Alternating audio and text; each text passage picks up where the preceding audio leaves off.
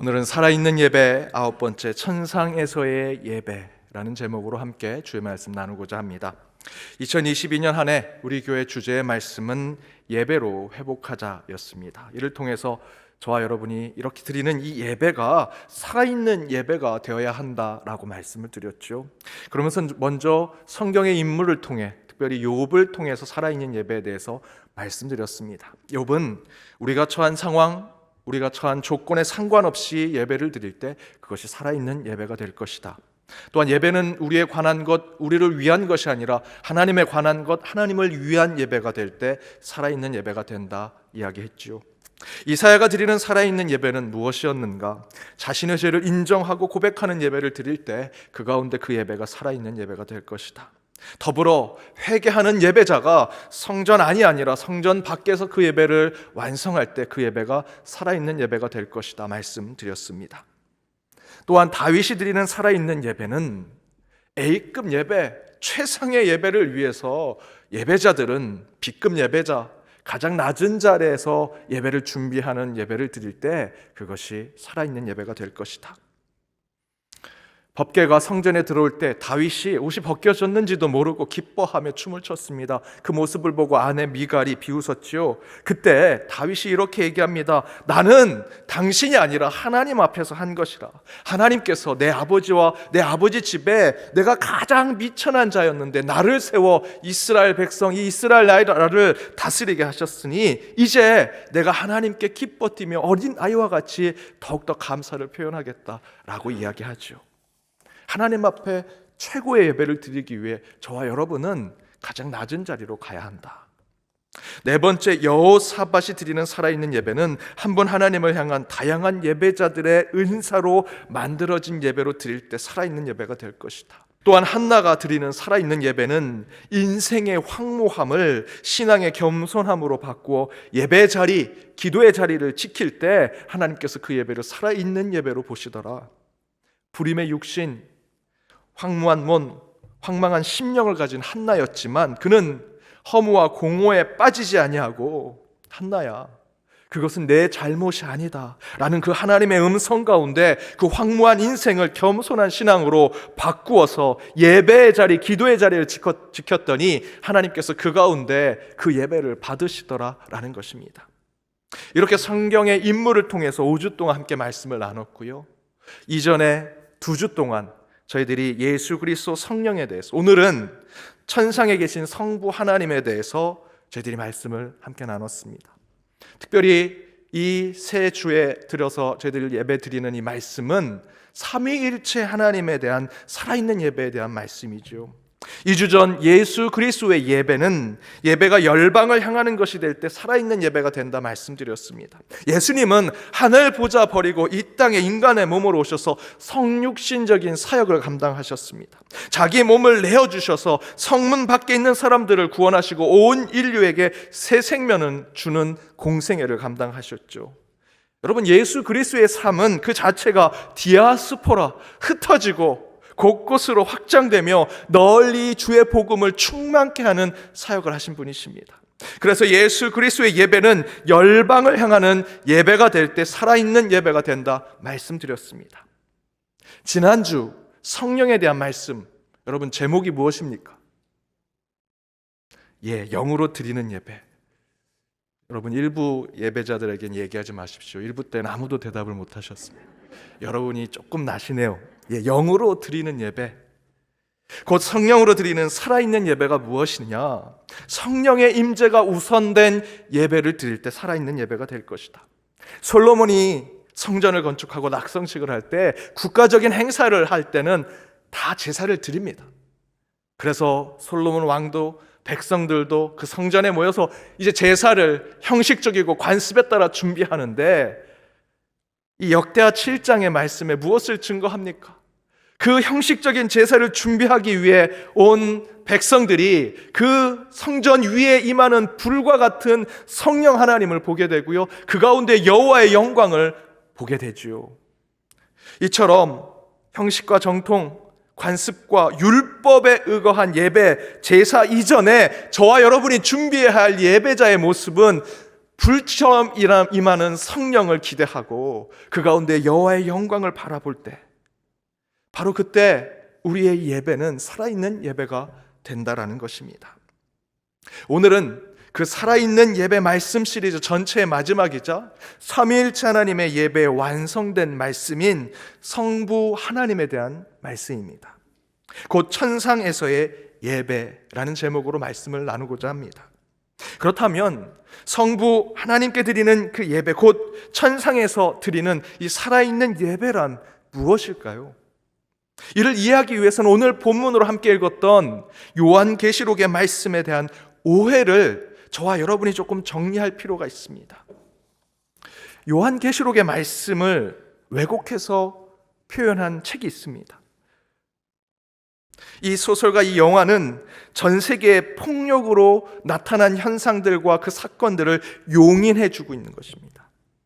전 세계의 폭력을 용인한다라는 뜻은 뭐냐면, 성경이 우리나라가 경험했던 6.25 전쟁, 월남전, 미국의 2001년도 9.11 사태, 지금의 우크라이나 사태가 다 성경에 계시와 예언이 되어 있다. 그래서 그들이 죽고 그곳에 처참한 일들이 일어나는 건 다 하나님이 계획하신 것이다 라는 것으로 성경이 마치 폭력과 전쟁을 용인해 주는 것으로 설명하는 것이죠.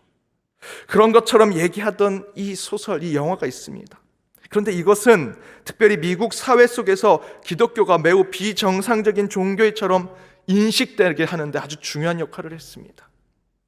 이에 바바라 로싱이라고 하는 신약학자는 이 잘못된 요한계시록의 관점을 바로잡기 위해서 The Rapture Exposed라고 하는 요한계시록 주석에 이렇게 얘기합니다. 요한계시록은 결코 지금의 세계 곳곳에서 벌어지는 전쟁과 폭력, 재난을 예측하는 영화 시나리오와 같은 책이 아닙니다.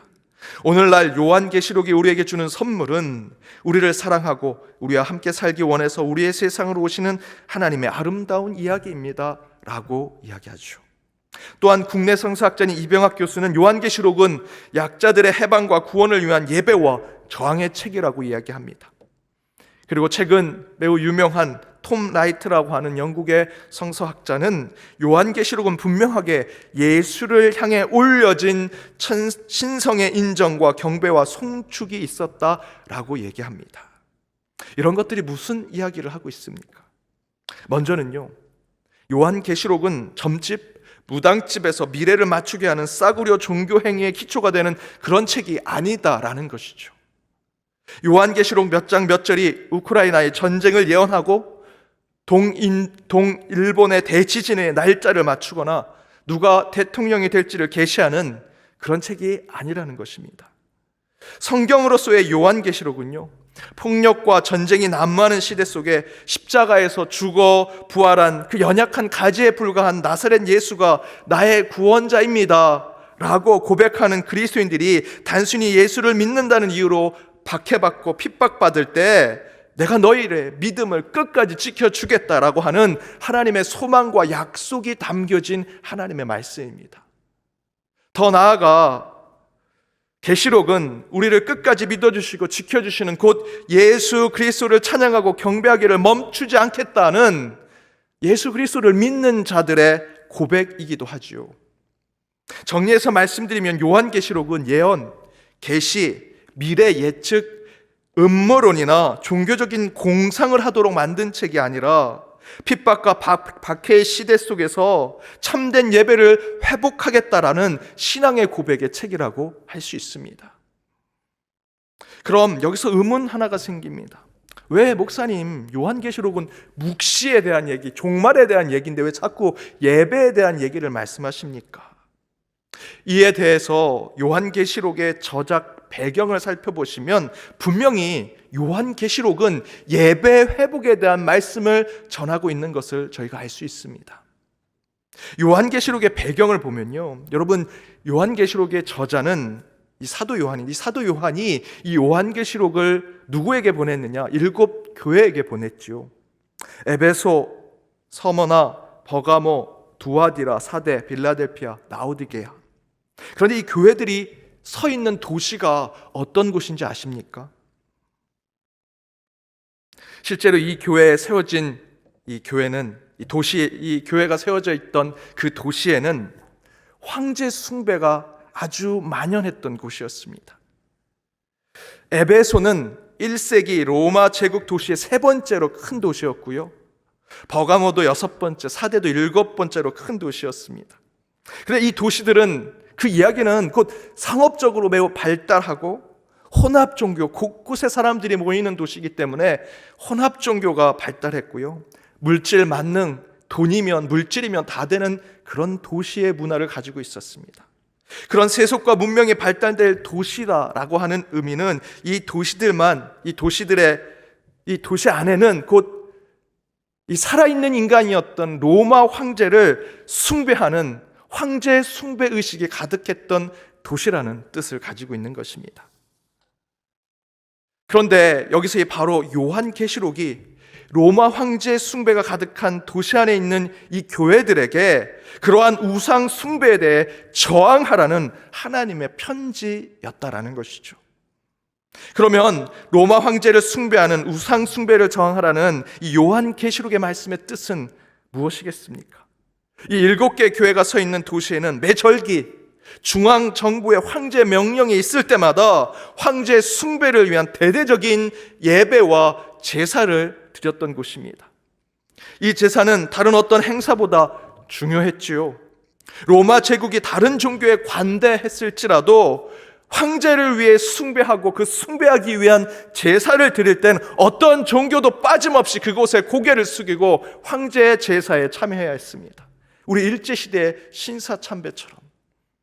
참으로 마음이 아프지만 저희들이 끝까지 회개해야 될 문제지만 일제시대에 우리 교단도 신사참배를 했습니다.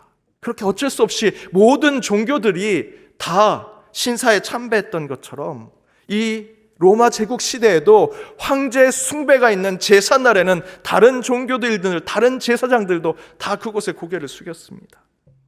바로 그렇게 로마 황제의 숭배 사상이 가득한 7개 교회가 있는 그 도시 정가운데 가장 높은 곳에 가장 화려하고 가장 크고 가장 신성해 보이는 신전에서 로마 황제를 숭배하는 경배의 제사가 드려지는 것입니다.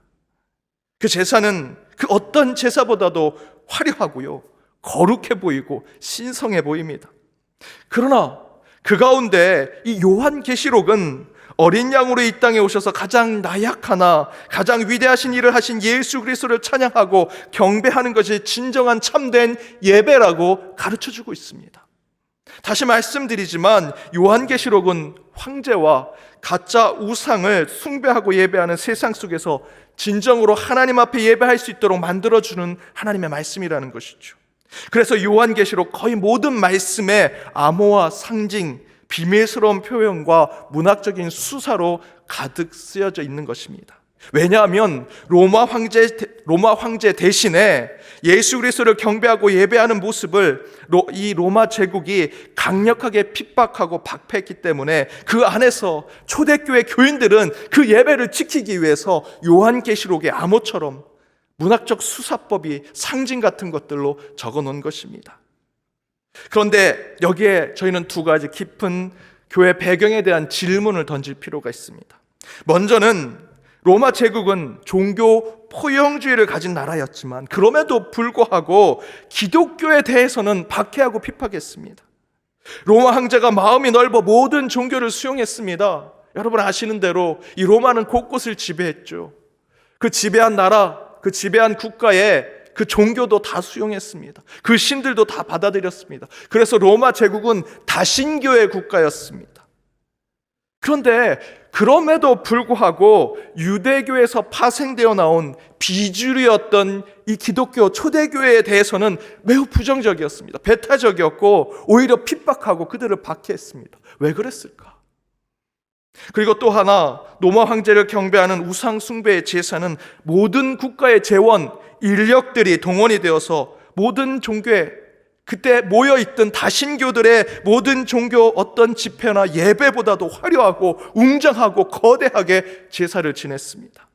그에 비하면 주류 종교의 대접을 받지 못했던 기독교 초대교회의 예배는 너무도 초라했습니다. 고증대로 본다면 작은 집에 모여서 떡을 떼고 서로 인사하고 바울이 보낸 편지를 수십 개의 초대교회들이 서로 나눠보면서 헐고 낡고 다 찢어져가는 그 바울의 서신, 사도들의 편지들을 읽으면서 복음을 나누고 남녀노소 모든 계층이 상관없이 서로 격려하고 얼싸안고 그저 그 조그만 방에서 그렇게 주의 말씀을 나누는 것이 그들의 예배였습니다. 고작 그렇게 드리는 것이 기독교 초대교회 예배였습니다. 그런데 로마 황제 숭배 제사에 비하면 이 초대교회 예배는 전혀 볼품없는 예배일 뿐인데 이 로마 제국은 이 초대교회 예배를 그렇게 박해하고 핍박했습니다. 왜 그랬을까? 저는 그 이유가 핍박받는 초대교회 예배가 살아있는 예배였기 때문이라고 믿습니다. 로마 황제를 숭배하는 제사하고는 다르게 초대교회 예배는요, 앞에서 말씀드렸던 욥의 예배처럼 어떤 상황, 어떤 조건 상관없이 함께 모여서 예배를 드렸습니다. 이사의 예배처럼 예배자들이 서로 용서를 구하고 하나님의 죄를 고백하면서 겸손 앞에 주님 앞에 나아갔습니다.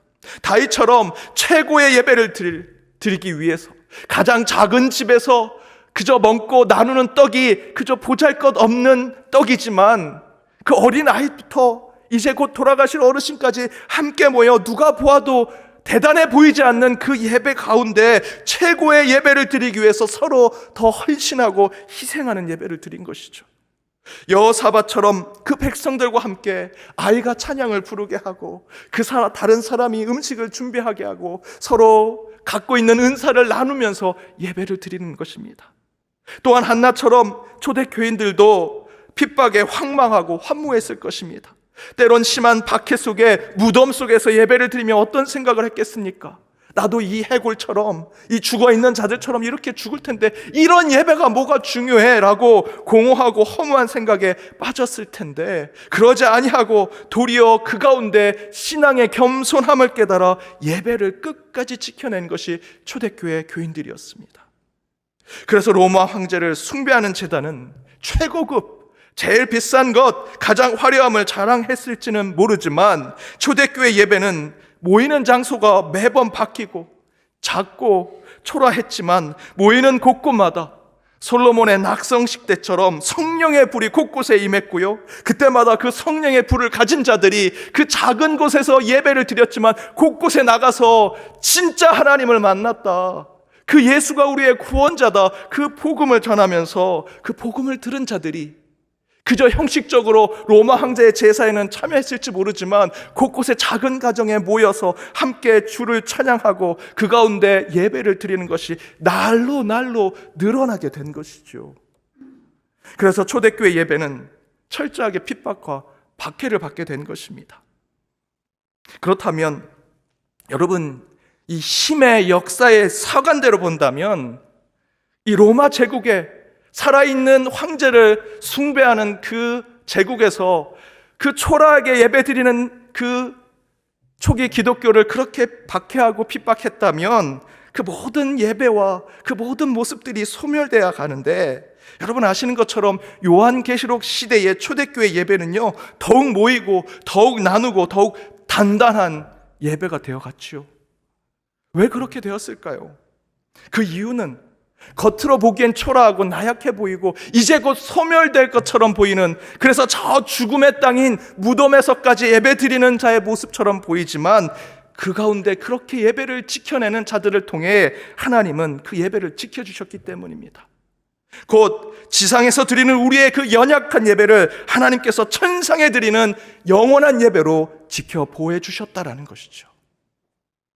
우리는 핍박받고 고난받으면서 위축되고 약해지고 초라해지는 마음으로 예배를 드리고 황제 숭배의 제단에 비하면 보잘것없고 먹을 것 없는 잔치와 같은 예배를 드리지만 끝까지 견디고 버텨 싸워 예배를 지켜내고 주님을 찬양하는 자리를 만들어냈더니 하나님께서 그 예배를 천상의 예배로, 가장 위대한 예배로, 영원한 예배로 만들어 주시더라라는 것입니다.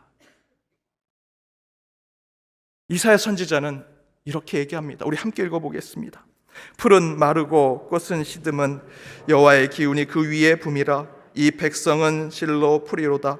풀은 마르고 꽃은 시드나 우리 하나님의 말씀은 영원히 서리라 하라.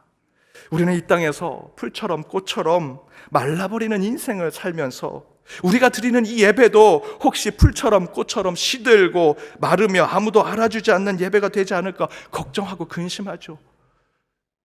이 예배를 이렇게 드린다, 뭐가 생길까? 예배를 드려도 코로나 걸리고, 예배를 드려도 여전히 고통스럽고, 예배를 드려도 우리 안에 사건 사고가 여전히 있는데, 여전히 예배는 나에게 공허와 허무와 꽃과 풀처럼 시들고 말라버리는 그런 것이 되는 것이 아닐까? 그러나 여러분, 이사야의 하나님의 말씀은 풀은 마르고 꽃은 시드나 하나님은 그것을 통해서 영원한 예배를 받으시겠다 말씀해 주고 계십니다. 우리의 예배는 세상의 기준으로 보면 아무짝에도 쓸모없는 예배처럼 보이지만 우리가 이 예배를 신실하게 지켜내면 하나님은 이 예배를 거룩하게 영원하게 천상의 예배로 받으시겠다 약속해 주고 계십니다. 요한계시록 시대에 우리 믿음의 선배들은 핍박과 박해 가운데 초라한 예배, 숨어서 드리는 예배로 다 하지 못하는 예배를 드렸습니다. 그렇게 생각했겠죠. 그러나 핍박과 박해 속에서 지켜낸 예배 가운데 하나님은 겉은 초라하나 우리의 신실한 그 예배를 가장 거룩한 성 예루살렘에서 드리는 천상의 예배로 받으셨다는 것입니다. 여러분, 저와 여러분이 지금 이 순간 살아있는 예배자로 이곳에 서 계신다면 하나님은 이 예배 가운데 생명수의 강을 흘려 보내시고 생명나무의 열매를 맺게 하셔서 반드시 연약하고 상한 우리의 마음을 치료해 주실 것이라 믿습니다. 그 회복된 그리고 치유된 심령으로 다시 서는 이 예배를 분명히 하나님께서는 천상의 예배로 만들어 주실 것입니다. 우리는 지금 디지털 4차 혁명 시대에 더불어 코로나 팬데믹 시대를 겪으면서 예배가 무엇인가 다시 생각하게 되었습니다. 그 처참한 박해 시대에 겪었던 요한계시록의 시대, 우리 믿음의 선배들은 끝까지 예배를 지켰습니다. 그저 죽어 누워있는 장사 지낸 그 자들과 함께 그 무덤에서까지 예배를 지켜냈지요. 그러나 지금은 여러분 어떻습니까? 저와 여러분 얼마나 편안한 예배를 드립니까? 화려한 예배당, 물질이 넉넉해서 정말 너무나 좋은 예배를 드리고요, 사람도 많이 모이는 예배를 드리지요. 하지만 사람들이 그럽니다. 교회가 로마 시대에 황제 숭배하는 제사와 같다고, 같은 하나님을 경배하고 찬양하는 듯하지만 너희들도 돈을 숭배하면서 하나님을 찬양하는 거 아니냐, 너희들 자기가 좋아하는 정치인 이념에 빠져 그걸 숭배하기 위해서 교회 다니는 거 아니냐, 내 유익, 내 만족의 성공을 위해 기복적인 예배를 드리는 것이 아니냐 우리에게 묻고 있습니다. 따라서 여러분, 우리는 다시 초대교회 때 황제 숭배를 저항했던 그때의 예배, 그때의 신앙을 반드시 회복해야 할 것입니다. 가장 작고 가장 연약하지만 가장 거룩하고 가장 신성한 예배를 지켜낼 때 하나님께서 이 예배를 천상의 예배로 받아주실 것입니다. 그렇게 예배로 회복하여 더욱 주께 영광 돌리는 2022년 한 해가 되시길 주님의 이름으로 축복합니다.